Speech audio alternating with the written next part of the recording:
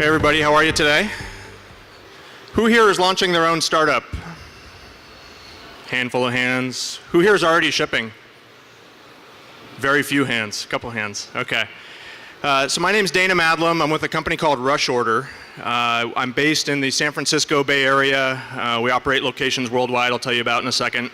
But the point here is to talk about the behind the scenes of what successful hardware startups look like, what the unsuccessful stories have been, and hope to steer you clear of the minefield.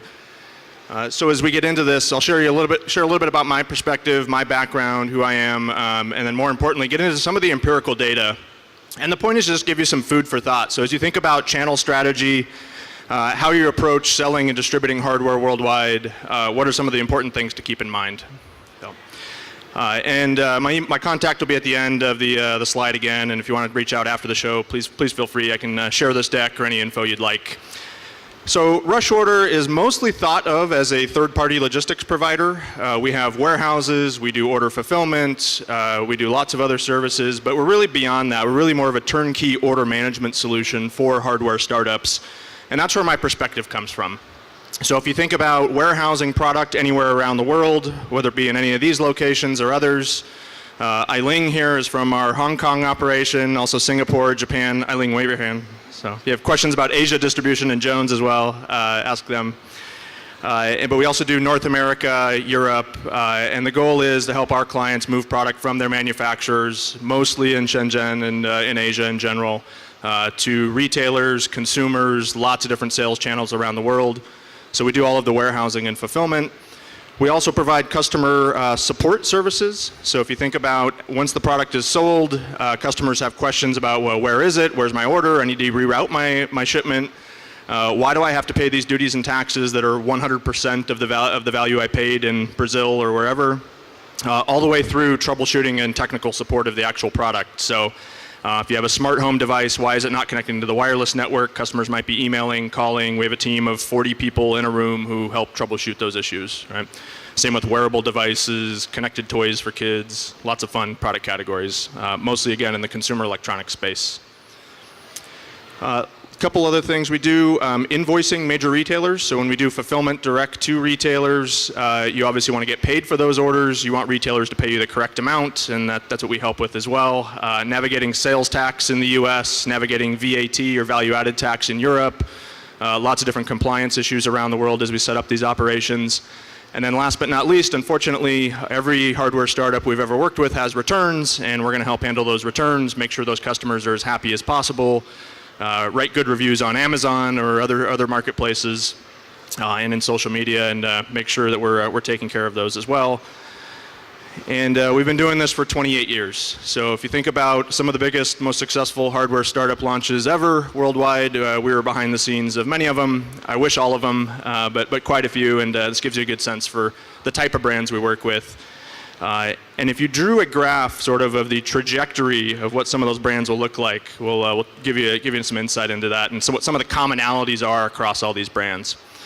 So if you think about what I see as in doing what I do and navigating the roller coaster ride with all these hardware startups, we like to joke that we don't see the sales pitches, we don't see the investor pitches, we get to see the real unvarnished data behind the scenes. And the joke internally is a good friend will help you move, but a true friend will help you move a body. We're the guys that help the hardware startups move and bury the bodies. We know where they're all hidden, and we help navigate all of those fire drills that these startups have been through over the years. And so thinking about the types of clients we service, just to kind of recap, we have about 80 clients, 80 hardware startups at any given time. 8% of those were acquired over the last year. About 8% also completely closed their doors, which if you do the math means even if the acquiring companies say, hey, I already have a supply chain, I don't need Rush Order anymore, which is usually the case, that means about 16% of our clients turn over each year. So we get to see a lot of the very, very big successes, a lot of the very big failures, and everything in between. And most of these startups are pretty well funded. So by the time you're talking to somebody like us, you're well into sort of the late prototyping, manufacturing, mass production, thinking about, okay, how do we go conquer the world? And usually at that point, you've raised a decent amount of money. So let's talk about some of the data, and in particular, why hardware, even post-production and into distribution, continues to be hard. We all talk about, and this is really cliche now to say, especially when Silicon Valley or the Bay Area, that, hey, hardware is hard. We've heard that for years. It is getting easier, but it's still extremely difficult. And after production begins and after the product is made, those difficulties don't end. And we'll talk about why that is. We'll talk about why early channel development is so important. Why thinking about post pre-order campaign, post crowdfunding campaign, what happens next immediately after that is so critical, and that's been where we've seen a lot of failures happen. What some of the return rates look like, and how to design an agile logistics infrastructure. So most of you here in Hong Kong, if you're based here, or in Asia, probably never heard of the flip video camcorder. This was a massive success in North America and Europe circa 2008, 2009. Cisco Systems, at the end of the day, acquired them for $590 million, and then famously a year later decided, oh, never mind, and they just shut it down. But this is what a typical trajectory looks like for a hardware startup. This is number of shipments, not units. So a shipment could have 1 unit, could have 1,000, but the trend line is the same. And maybe nowadays you put a little spike on the front end of this for the pre-order campaign or crowdfunding campaign, but the trajectory and the trend line and the growth looks really similar, and it's punctuated by big seasonal spikes, usually around the holidays for most consumer products. If you have a product for swimming pools, maybe your spike is in the summers, but generally speaking, there's seasonality in each of these products. And early on, there were the big press events. I don't know if you remember who Oprah Winfrey was, dating myself here. But maybe nowadays that's Shark Tank or Dragon's Den or whatever it is that's driving a bunch of big success.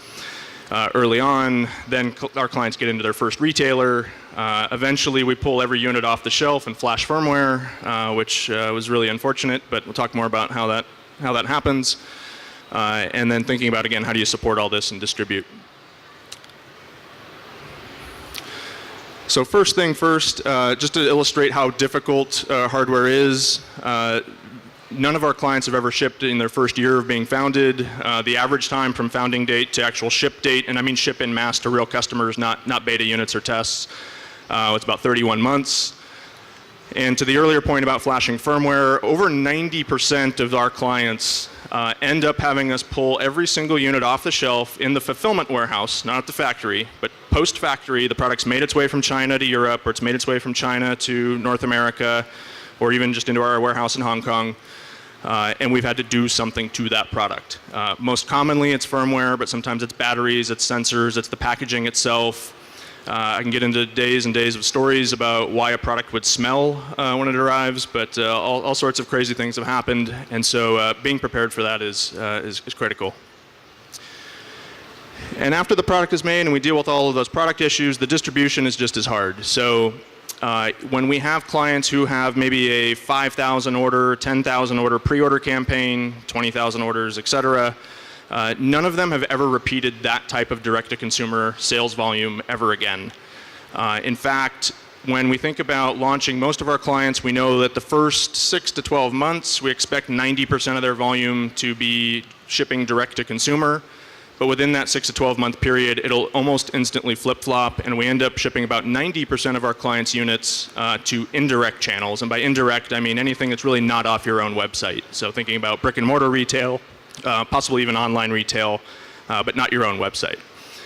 And if you think about that, 6 to 12 months, you just got through this really exciting pre-order campaign. You think you're on your way and you're conquering the world, and now all of a sudden it's like getting hit in the face with a shovel because your whole world has changed in front of you. And that's a big issue we've seen with lots of hardware startups. To illustrate that point, and not to take anything away from the importance of e-commerce, because I think there's so much valuable learning that happens doing direct-to-consumer sales, whether it's on a crowdfunding platform or on your own website or whatever it may be.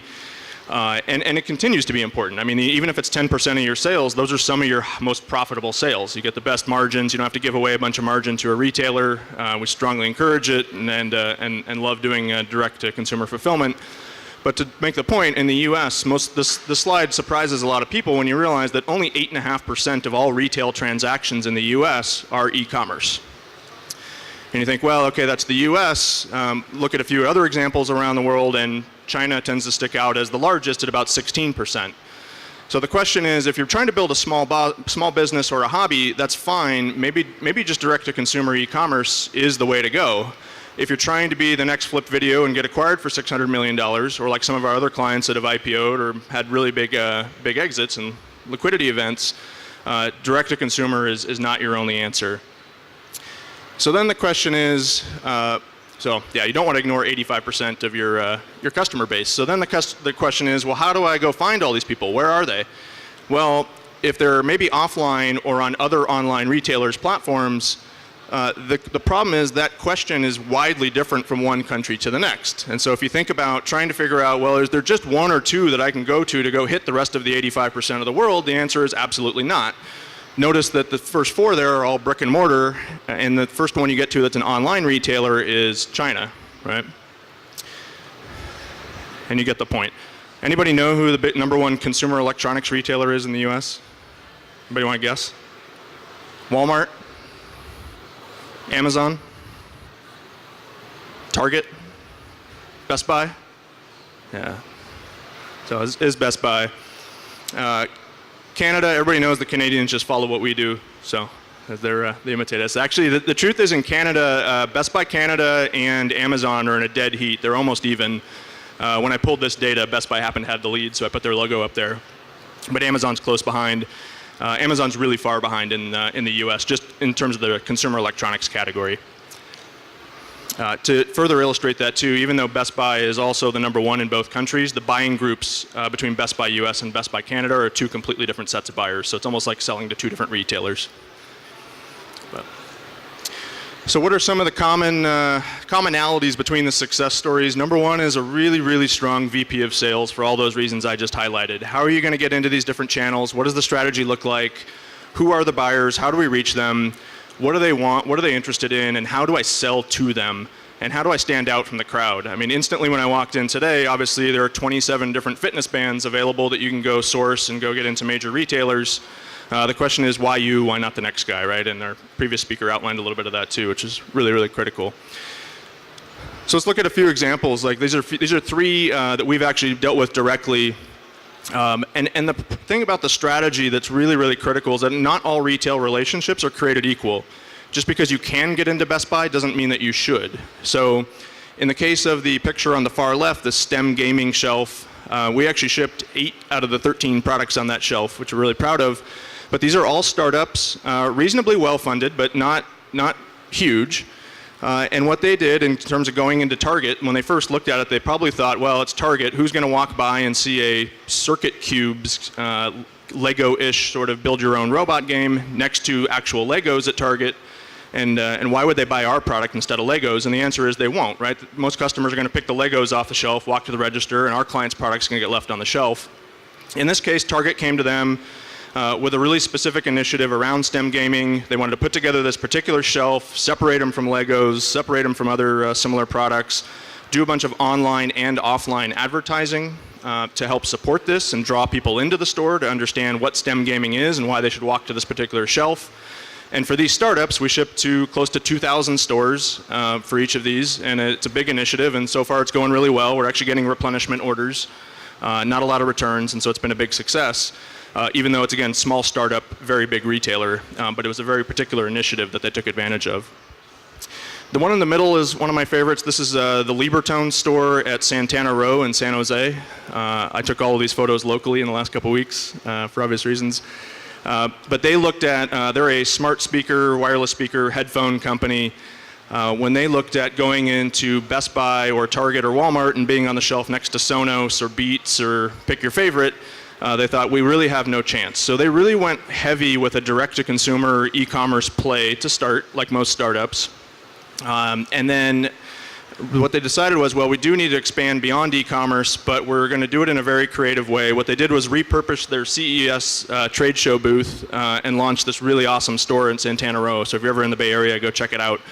But they're looking at expanding a few more of these as well. And the rent's not that bad. Because they're repurposing trade show materials, it's not that expensive. So again, they actually are really well funded, but in this case, it was cheaper to do than you think. And I thought just something that was really creative and out of the box. Obviously, we've never seen anything quite like that before. And then last but not least was Neato Robotics. This is a Lowe's home improvement store. They were obviously they're number 2 in the world compared to Roomba. Obviously, Roomba is the number 1 far and away. And again, they didn't want to be on the shelf next to Roomba. They have some features, including LiDAR laser guidance that helps the robot navigate around your house. Really differentiates well from Roomba, or at least at that time. And so they decided to build out a separate end cap. There's a video display. It explains why their robot is better than the other robots. And again, a pretty creative way of going into a major retailer and standing out from the crowd. Other common success stories or reasons for success, integrated marketing is key. So thinking about public relations at the time you're going into retail. Obviously, PR also pushes e-commerce sales. Thinking about retargeting and advertising online, as well as possibly offline, and then retail sell-through. And again, tying all this together requires a really, really good, strong, strategic VP of sales, typically. How to avoid certain death, just to reiterate the point previously, if you think about, even if you pre-sold 20,000 units or 50,000 units or whatever it may be, and we've done some of these campaigns, if you're not prepared for that hangover post-crowdfunding or pre-order, it really can kill you. And that's where we've seen some of the biggest failures. There's this sort of self-fulfilling prophecy that, hey, we were successful selling online once, we can continue to be successful. But really, all you've done is capture a lot of the early adopters, and you're missing the majority of that of the adopters for your product. In retail, thinking about brick and mortar, sell in is not sell through. What that means is when you sell a product and you ship it to a retailer, it's not really sold until a customer actually walks to the register, puts their money down, whether it's credit card or cash, walks home with that product, and some would argue even 30 or 60 days past that when they keep it at home and don't return it to the retail store. There's nothing worse than getting returns back from retailers 6 or 9 months after you've shipped the product. Some of our clients, this has been surprising, and this has happened recently. So as e-commerce has really taken over worldwide, especially in Europe and North America and here, the credit risk is sort of overlooked. So a lot of our clients as startups think, oh wow, I just got into Toys R Us, this is the best day ever. Next thing you know, if you follow the headlines in the US, Toys R Us just declared bankruptcy a couple weeks ago. They're going to survive, they're going to come out of it, but there are a lot of hardware startups who are not going to get paid hundreds of thousands, if not millions of dollars for the orders that they already shipped. This was actually a real story from a long time ago. You probably don't recognize Good Guys or Circuit City or Sharper Image, but there were 3 marquee retailers. They were the 3 retailers that our client went into, and then all 3 collapsed within about a year. So you do have to be careful. Even though these companies are much bigger than you as a startup, really important to consider. And not every retailer, again, is right for your product. So you want to make sure that you're doing that integrated marketing to sell product through to avoid situations like this where 6 months later a pallet shows up at our door. This happens to be a return. I think I've disguised the client's name. But this was an Apple Store return, pallet full of inventory. Obviously, it looks terrible. The in shipment or in transit or when they put it on the truck, all the product got damaged. I think it even got rained on at some point, sitting in the back of somebody else's warehouse. And so these are the types of situations we want to avoid. So being strategic about going to retail, again, critical. Thinking about, sorry, that's 8% way on the left there. Thinking about returns, 8% is our client-wide average. So for every 100 units we ship, we typically see about 8 come back. And the variation above that or below that is dictated by what I call nature or nurture. So naturally, some product categories, for example, have lower return rates than others. In the toy category, even if it's a connected toy with moving parts and Bluetooth or Wi-Fi, we tend to see toys being returned a lot less than other categories. Like wearables, like smart home, a lot of these fun, exciting categories that unfortunately people have trouble installing, difficulty connecting, maybe they just have defects in the product and obviously they get returned. Brick and mortar retail unfortunately also tends to have higher return rates. It's much easier to walk back into the store, bring the product back than it is when you buy a product online. So again, we all wish we could just do e-commerce sales, but fortunately it doesn't always work out that way. The other one last point on this, US returns tend to be much, much higher than anywhere else in the world. So it's usually US, Europe, and then Asia is the lowest. So that tends to drive the up or down. Be ready to beta test. Sending product to 50 of your friends and asking us what do you think about it is not beta testing. That's called a fun hobby to show off the 50 demo units to your friends. But really being thoughtful and mindful about every step of the product's journey. So opening the product, installing it, using it for a period of time. Ask specific questions at each step of that user's engagement with the product, and get really, really detailed feedback. Because 90% of the products that we ship end up being reworked at least once. So I don't mean on a continuous basis, but 90% of our clients at least once will have us rework all the product and inventory. Being prepared to design for test, design for repair is really critical. And you can soften the landing by being able to rework the product on the shelf at the warehouse, and also being able to create refurbished units out of returns, because you can use those as warranty replacements rather than sending a brand new unit. And you can also sell refurbished products. So there are lots of good sales channels where you can sell open boxed items at a discount in markets that won't piss off your primary retailers or even your own, or won't ruin your own e-commerce sales.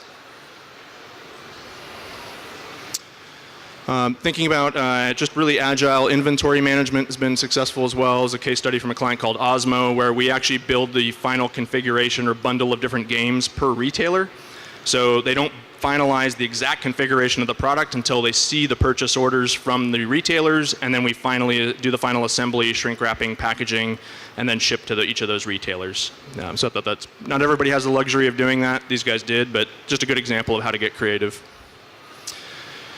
Shipping to retailers is not trivial. Point here with the routing guide. So every retailer has a book about this thick that says, here's how you ship to us. Be prepared to follow those instructions. If you don't and the labels are incorrect or on the wrong place in the box, you'll get chargebacks, meaning that the retailer will short pay your invoice. They're essentially penalizing you for non-compliance. Most retailers are really, really good at communicating your performance on these things.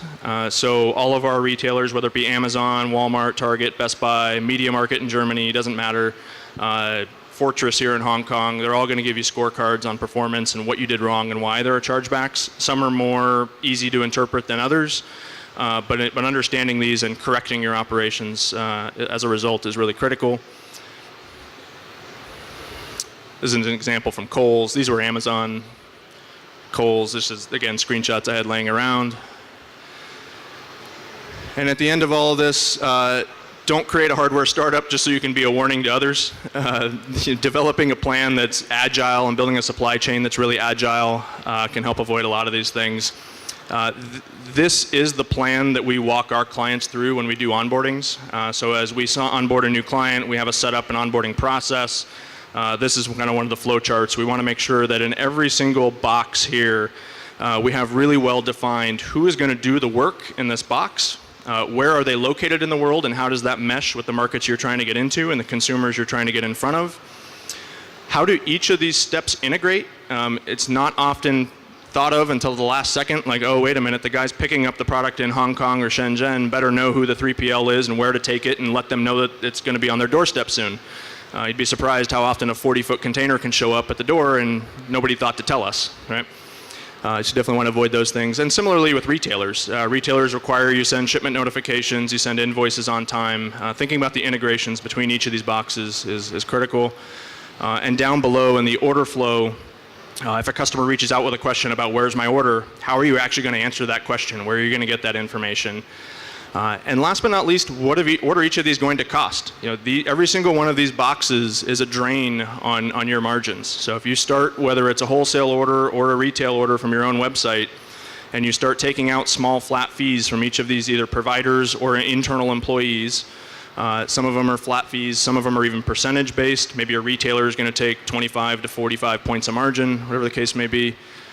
You want to make sure you understand the cost of each of these. And last but not least, the cost of government compliance as you cross from each of these as well. So if you think about doing this internationally, think about what is VAT in Europe, and if I import product into the Netherlands, how am I going to accommodate a 21% value-added tax?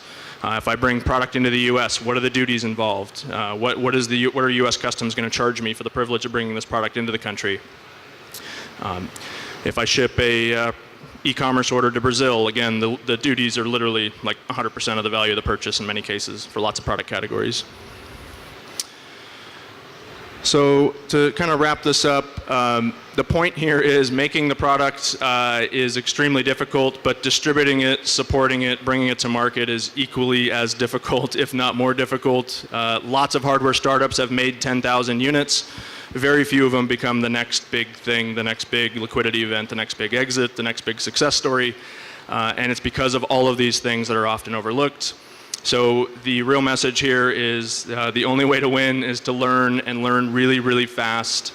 We're big fans of sort of Eric Ries, and I know it's kind of cliche to talk about pivoting, but being prepared for the pivots, being prepared for those moments where you learn something critical that you need to adjust. And hopefully in the course of going through all of this, you've learned one or two things that'll help you along your journey. Again, I'm Dana Madlem. My contact info is here. Reach out, come talk to me. Happy to chat. I'll be here for a little while and headed back to the States tomorrow. So happy to give a shout anytime. Thank you, Dana. Any questions?